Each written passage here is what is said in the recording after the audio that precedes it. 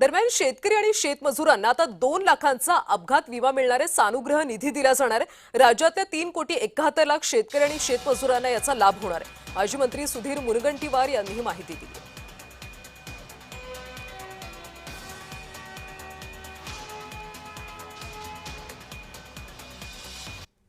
शेतकऱ्याचं कुटुंब तर आलंच, पण आता त्या गावचा शेती नसणारा शेतमजूर सुद्धा या स्वर्गीय गोपीनाथ मुंडे अपघात सानुग्रह अनुदान योजनेत आले आहे।